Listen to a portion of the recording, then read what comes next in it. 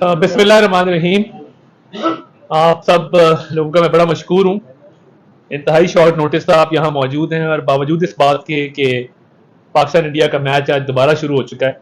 आप देखें कि किस तरीके से एक अहम तरीन मैच को भी जे शाह जो एशियन क्रिकेट काउंसिल के सदर हैं उन्होंने सियासत की नज़र किया, और अगर वेन्यू ठीक चुना जाता तो ये बारिश के मसाइल ना आते। एक ऐसी गेम है जो पूरी दुनिया देखती है, इंडिया पाकिस्तान मैच है, और बिला तफरीक दोनों साइडों पे, बॉर्डर के दोनों साइडों पे लोग जो हैं वो दोनों टीमों के प्लेयर्स को पसंद करते हैं, और ये खेल का मैदान है। और ये काश वेन्यू की सिलेक्शन में सियासत ना ही होती और एक नाहल आदमी एशियन क्रिकेट काउंसिल का सदर ना होता तो आज ये मामलात ना होते। पीसीबी को फिर भी सलाम है, उन्होंने बड़ा अच्छा इसको मैनेज किया और बड़े अच्छे तरीके से उन्होंने अपना मौकफ आगे पेश किया, जिसकी वजह से आज रिजर्व डे भी रखा गया है। तो एक तो मैच में बड़ी नेक तमन्नाएं हैं। मैं आज की मौजू की तरफ आता हूं।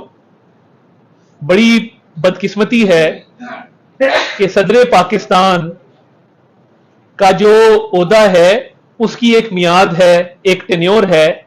सदर पाकिस्तान के ओहदे की मियाद 9 सितंबर 2023 को खत्म हो चुकी है। सदर पाकिस्तान आरिफ अलवी सदर मुंतखब हुए थे 5 साल के लिए, उनके ओहदे की मुद्दत 9 सितंबर 2023 को खत्म हो चुकी। अब आर्टिकल 44 के तहत अगर उन्होंने सदर के ओहदे पर बरकरार रहना है तो वो अबूरी सदर हैं, और अबूरी सदर होने के साथ साथ एक स्टॉप गैप अरेंजमेंट है। सदर मुमलिकत को ये इख्तियार किसने दे दिया कि वो इलेक्शन की तारीख का ऐलान करने जा रहे हैं अबूरी सदर होते हुए? और बतौर अबूरी सदर क्या इनका कोई नोटिफिकेशन जारी होना था कि मुद्दत मुलाजमत या ओहदे की मुद्दत खत्म होने के बाद वो अपने ओहदे पर बरकरार रहेंगे?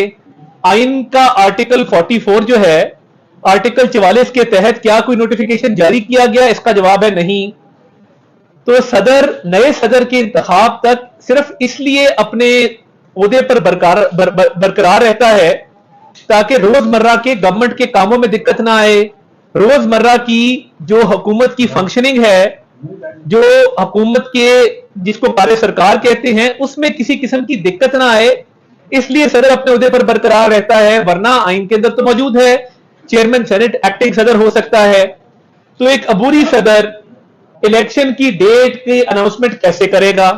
9 सितंबर के बाद आइन का आर्टिकल 58 की शिक जिसके तहत इलेक्शंस की अनाउंसमेंट का सदर के बारे में लिखा गया है, वो शिक गैर फाल हो चुकी, क्योंकि सदर नहीं रहे और अबूरी सदर के ओहदे पर आ गए। तो पॉलिसी मैटर्स में जो अहम कानून साजी है, अहम फैसला साजी है, उसमें सदर मुमलिकत का अब कोई किरदार नहीं रहा बतौर अबूरी सदर के।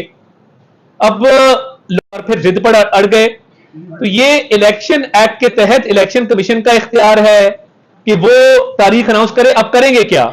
ये एक तारीख अनाउंस करेंगे।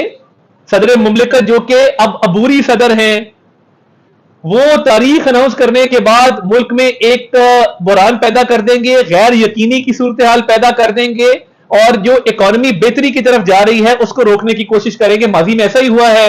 आईएमएफ की डील को साबोटाज करना, आईएमएफ की डील को ताखीर का शिकार करना। सदर ने काजी फाजीसा साहब के खिलाफ रेफरेंस भेजा, गैर आईनी काम किया। सदर ने जो असेंबलियां तोड़ी, तरीके अदम एतमाद के बावजूद गैर आईनी काम किया। सदर ने इलेक्शन कमीशन के मेंबर की अपॉइंटमेंट की, गैर आईनी काम किया। अब देखिए, जब तक ये मुकम्मल तौर पे सदर थे 9 सितंबर से पहले इनके पास मुकम्मल ओहदा था, तब तो ये चाहते तो कोई ना कोई ये काम कर सकते थे। अब अबूरी सदर के तौर पे 9 सितंबर के बाद ये कोई डेट अनाउंस नहीं कर सकते। गैर कानूनी होगा, गैर आईनी होगा। वैसे भी ये इलेक्शन कमीशन का इख्तियार है और सदर बाउंड है by the advice of the prime minister. आइन ये कहता है कि सदर अमल दरामद करेगा वजीर आजम की एडवाइस के ऊपर। सदर पाबंद होगा कि उसने वजीर आजम की एडवाइस पर चलना है, एडवाइस पर अमल दरामद कराना है। वजीर आजम की एडवाइस तो सिर्फ असेंबलियों को तहलील करने की थी। उसके बाद अब ये काम इलेक्शन कमीशन का है कि वो तारीख क्या अनाउंस करते हैं, कब करते हैं, कैसे करते हैं। मरदमशुमारी हो गई, मरदमशुमारी के बाद अब हल्का बंदियां हो रही हैं, डॉलर स्टेबल हो रहा है, इन्वेस्टमेंट आ रही है, पाकिस्तान के मसाइल हल होने जा रहे हैं। آپ نے دیکھا جیسے ہی کریک ڈاؤن ہوا یہ کرنسی ڈیلر کے اوپر, پشاور کی مارکیٹ بند ہوئی, مختلف جو غیر قانونی ہنڈی حوالہ کے ذریعے پیسے بھیجے جا رہے تھے, منگوائے جا رہے تھے, وہ کاروبار بند ہوا, ڈالر سٹیبلائز ہو گیا. اب تحریک انصاف کو اور ان کے عبوری صدر کو فکر یہ ہے کہ اب پاکستان کو خدا نہ خواستہ ڈی سٹیبلائز کیسے کریں. اس کا اور کوئی طریقہ نہیں ملا تو انہوں نے کہا کہ ہم الیکشن کی جو ہے وہ ڈیٹ اناؤنس کر دیں, اور الیکشن کی ڈیٹ اناؤنس کر کے سارے معاملے کو کھٹائی میں ڈال دیں, اور جو سٹاک مارکیٹ بہتر ہوئی ہے, ڈالر کا ریٹ گرا ہے, معیشت بہتری کی طرف جا رہی ہے, انویسٹمنٹ آ رہی ہے, اس معاملے کو بے یقینی کا شکار کر کے پاکستان کو دوبارہ سے جو ہے وہ غیر مستحکم ہم کر دیں. یہ ان کا کھیل ہے جو اب نہیں چلے گا, یہ بہت ہو چکا. آئی ایم ایف کی ڈیل ڈیلے کرنا, اس کو سیبوٹاج کرنا, غیر آئینی اقدامات اٹھانا. عبوری صدر باز رہیں, ان کو منسٹری آف لا کی طرف سے بھی ایڈوائس آ چکی ہے کہ الیکشن کمیشن نے ڈیٹ اناؤنس کرنی ہے, وہ ویسے بھی عبوری صدر ہیں, آئین اور قانون کے مطابق اب یہ ڈیٹ اناؤنس کرنے کے مجاز نہیں ہے. کوئی بھی ایسا سٹیپ اٹھائیں گے جو پاکستان کے مفاد کے خلاف ہو, جو پاکستان کی سالمیت کے خلاف ہو, جو پاکستان کی معیشت کو نقصان پہنچائے, وہ قابل قبول نہیں ہوگا. اور میں حکومت سے بھی اپیل کرتا ہوں, الیکشن کمیشن سے بھی اپیل کرتا ہوں کہ آپ پابند نہیں ہیں صدر کے کسی ایسے اقدام پر عمل درآمد کے, کیونکہ صدر 9 ستمبر کے بعد ایک عبوری صدر ہیں اور ان کے پاس یہ اختیار ہی نہیں ہے کہ وہ کوئی الیکشن ڈیٹ اناؤنس کریں. یہ صرف اٹک میں بیٹھے ایک شخص کی وجہ سے, اس کی پارٹی کو ریوائیو کرنے کی وجہ سے, کیونکہ ان کا نیریٹو نہیں ہے. ان کا نیریٹو یہی ہے کہ معیشت خراب ہے. اگر ان کا نیریٹو یہی ہے کہ معیشت خراب ہے تو ان کو بہتر معیشت سوٹ نہیں کرتی. اب بہتر معیشت ہونے جا رہی ہے تو یہ اب نیا جو ہے وہ تماشا لگانے جا رہے ہیں, کیونکہ ان کا نیریٹو بہتر ہو اور یہ اپنے نیریٹو کے بلبوتے پہ اپنی سپورٹ بیس کو بڑھائے. یہ کام پاکستان کی سالمیت مفاد کے خلاف ہے, یہ کام مت کریں. سیاسی جماعتیں آنی جانی ہیں, اقتدار آنا جانا ہے, مگر آپ سیاسی مفاد کی خاطر اگر معیشت کو نقصان پہنچائیں گے, پاکستان کو نقصان پہنچائیں گے, ایک غیر آئینی غیر قانونی ڈیٹ اناؤنس کر کے آپ پاکستان کو ایک بے یقینی کی صورتحال کا شکار کریں گے, تو یہ آپ صرف اپنے بیانیے کے لیے کر رہے ہیں تاکہ کل کو آپ کے پاس کرنے کو بات ہو کہ جی معیشت تو بڑی خراب تھی. 4 سال آپ نے کیا کیا, پوری قوم نے دیکھا.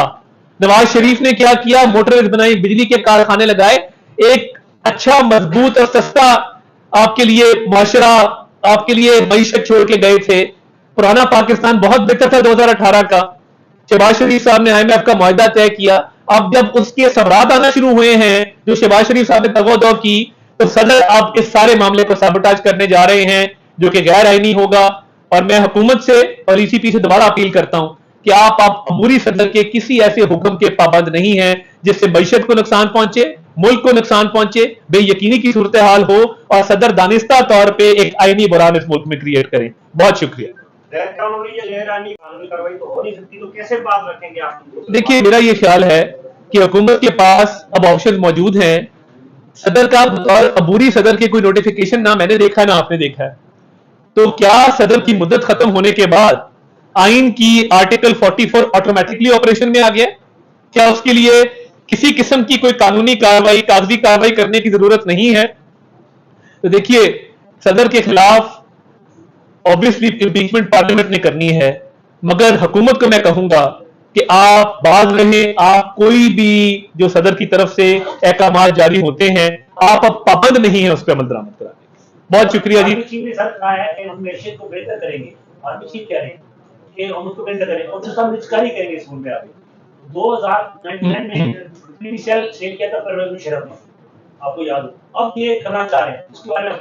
دیکھیے ایک تو میں نوید صاحب آئے ہیں, میں پارلیمنٹری رپورٹرز ایسوسی ایشن کے تمام عہدیداران کو باضابطہ مبارکباد پیش کرنا چاہتا ہوں. عثمان خان صاحب بھی ساتھ تشریف لائے ہیں, ان کی کاوشیں, ان کا کام ہم مشکل وقت دیکھتے رہے ہیں. جاوید بھائی تشریف لائے ہیں, ان کو بڑی مبارکباد ہے دل کی اتھاہ گہرائیوں سے, ان کی پروفیشنلزم کی, ان کی جو پیشہ ورانہ صلاحیتیں ہیں ان سب پہ ہم قائل ہیں. ہم دیکھتے رہے ان کے کام کو, تو یہ ڈیزرو کرتے تھے. ان کو بہت مبارکباد ہے. آپ نے جو سوال کیا, دیکھیے پاکستان میں اب ایک اسپیشل انویسٹمنٹ فیسیلیٹیشن کونسل کا قیام عمل میں لایا گیا ہے, اور یہ لایا گیا تھا سول گورنمنٹ اور ملٹری اتھارٹیز کے اشتراک کے ساتھ. اب جب یہ SIFC شروع ہو گیا, اب اس میں سیٹ پیرامیٹرز ہیں اس میں ملک کی بہتری کے لیے جو شعبے شارٹ لسٹ کیے گئے جس میں آئی ٹی ہے, مائننگ ہے, زراعت ہے, اب یہ سارے شعبوں کے اندر جب انویسٹمنٹ آئے گی تو آبویسلی نجکاری کے ذریعے آئے گی. آپ نے پبلک سیکٹر میں ریلوے خسارہ, پی آئی اے خسارہ, جب پبلک سیکٹر نے کئی دہائیوں پہ آتی جاتی حکومتیں اس کو سرپلس میں نہیں کر سکیں تو کیا نجکاری کو موقع نہیں دینا چاہیے؟ کیا پرائیویٹائزیشن کے ذریعے بہتری نہیں آئے گی؟ اور میں تو سمجھتا ہوں بڑا ایک احسن قدم ہے آرمی چیف کا اگر وہ اس چیز کو سیریسلی لے رہے ہیں اور آگے چلا رہے ہیں, اور ایسا ہی ایسی میں یہ صلاحیت ہے کہ وہ ان چیزوں کو اچھی طرف لے جا کر اس کو استحکام بخش سکتی ہے. بہت شکریہ جی. چیف جسٹس عمر بنگال نے کہا ہے کہ سپریم کورٹ کو سیاسی معاملات میں الجھا کے ان کا وقت ضائع کیا جائے جو نمٹانے کا ٹارگیٹ تھا, اس وجہ سے ووٹنگ نہیں نمٹا سکے اور سیاسی معاملات میں الجھانے کی ذمہ داری آپ کے اوپر ڈالی ہے. دیکھیے میں یہ سمجھتا ہوں کہ ایک شخص جس کا فل کورٹ ریفرنس کا فیصلہ نہیں ہو پا رہا, یعنی جب آپ ریٹائر ہوتے ہیں نا تو آپ کو ایک فل کورٹ ریفرنس دیا جاتا ہے, کتنی بدقسمتی کی بات ہے. اور گڈ ٹو سی یو کا آج بھی دفاع کیا. گڈ ٹو سی یو پہ میرا ایک ہی سوال ہے, کتنے جسمانی ریمانڈ پہ ملزمان کو آپ نے بلا کے گڈ ٹو سی یو کو آپ کہتے ہوں گے, آپ عمر, اکبر, اینتھنی تینوں کو کہتے ہوں گے بلا کے جب آپ کی عدالت میں کوئی ایسے لوگ پیش ہوتے ہوں گے, مگر کیا آپ نے کسی جسمانی ریمانڈ میں جو ملزم تھا کسی تحقیقاتی ادارے کی تحویل میں اس کو کبھی گڈ ٹو سی یو کہا؟ آج تک نہیں کہا. تو یہ رول آف لا کی جگہ رول آف مدر ان لا کی وجہ سے ہوا, اور آپ نے ملک کو جس طریقے سے بحرانوں کا شکار کیا, بار بار کیا, وہ قابل مذمت بھی ہے. اور میں تو سمجھتا ہوں کہ آج بھی جس طریقے سے ریلیف دیا جا رہا ہے ایک سیاسی پارٹی کو, سب کے سامنے اپنی ساز کی آڈیو کی تحقیقات کون روکتا ہے؟ یعنی آپ کو یہ تھا اس بیچ کو ہیڈ نہ کرتے, نہ بیٹھتے, کسی اور کے ذمہ کر دیتے.